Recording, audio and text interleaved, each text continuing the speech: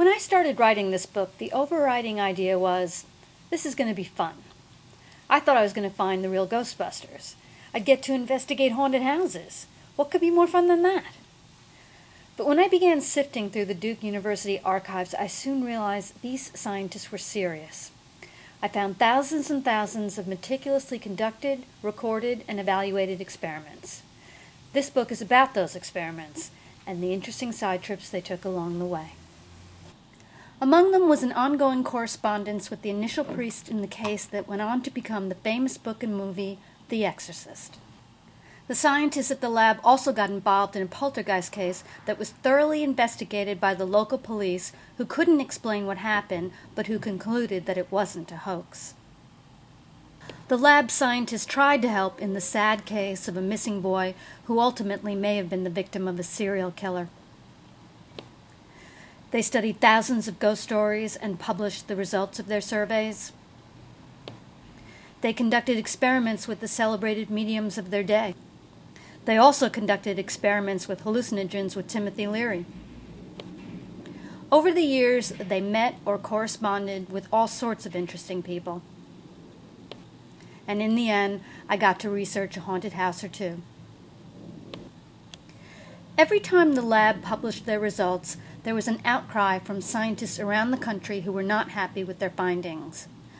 I know that when my book comes out, saying that the results of the Duke Parapsychology Laboratory experiments cannot be written off to fraud, delusion, or wishful thinking, I'm probably in for the same outcry.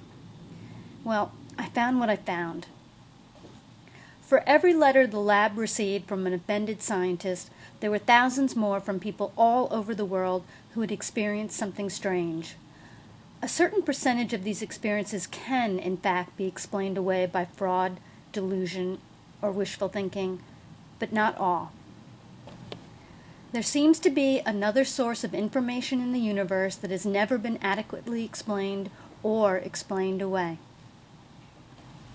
I'm going to end this short movie with a clip of J.B. Rhine, the head of the former Duke Parapsychology Laboratory. It came from the website of the current Rhine Research Center. Dr. Rhine, if ESP really exists, what are its implications? Well, it does really exist. It does really occur, we'd say.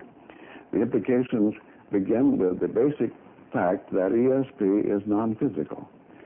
It shows that there's something that man can do that extends beyond space-time. That's tremendous. That's like discovering another continent, a new world. First, take religion. Most of the world is religious. What is the greatest enemy to religion, or the greatest weakness in the position of religion? The fact that it cannot successfully refute the growing conception in the world of science that man is a wholly physical being. That is, it's the position of materialism. If religion could refute materialism, it would be in a much firmer, sounder position, because it stands on the assumption that there's something spiritual or extra-physical about man. Parapsychology establishes that in this experimental evidence of ESP and other abilities.